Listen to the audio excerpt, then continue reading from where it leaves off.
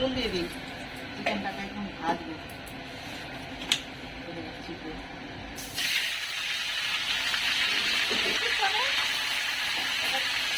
Chicken বানাবো, পাকিস্তানের chicken.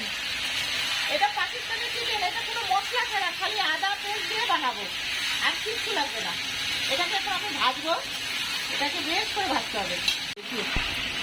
এই যে একটু ভাজাটা বেশ, তেলটাকে আমাকে উঠিয়ে নিতে হবে, যত পারি তেলটা উঠিয়ে নিবো তাহলে ভালো। এত তেল লাগবে না, ভাজা করার জন্য দিয়েছিলাম।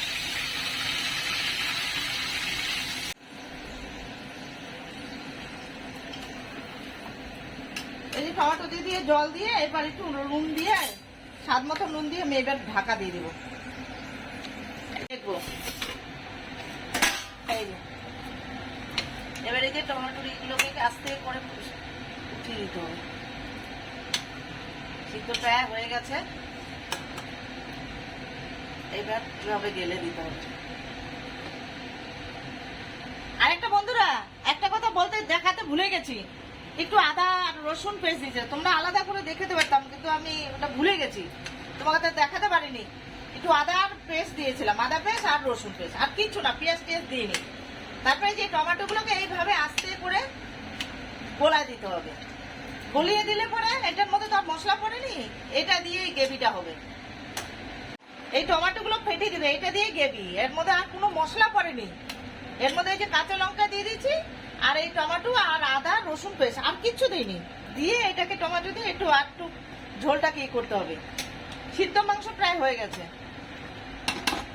ঢাকাটা খুলে দেখি, হ্যাঁ কালারটা সুন্দর হয়ে গেছে।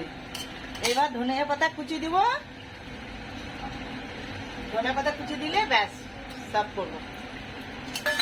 দেখো বন্ধুরা, এর মধ্যে কিচ্ছু মশলা নাই, দেখো মশলা ছাড়া মাংস। এটা খালি গোল একটু দিয়েছি, কাঁচা লঙ্কা দিয়েছি, আদা পেস্ট আর রসুন পেস্ট আর টমেটো, আর কিচ্ছু না। এই দেখো, দেখেছো কত সুন্দর হয়েছে। গ্যাসটা অফ করে দিলাম, এবার সার্ভ করবো। এই দেখো বন্ধুরা, এই দেখো বন্ধুরা, এই দেখো মশলা ছাড়া চিকেন। এটা বাংলাদেশ পাকিস্তানের জনপ্রিয়, একদম বিখ্যাত এটা। এই দেখো, কোনো মশলা লাগবে না। দেখো কি সুন্দর কালার, খেতেও খুব সুস্বাদু। কেন আমি তো চিকেন খাই না, আমরা মাছ মাটন খাই না, আমি এসব, আমি নন ভেজ খাই না, আমি ভেজ খাই। এই দেখো।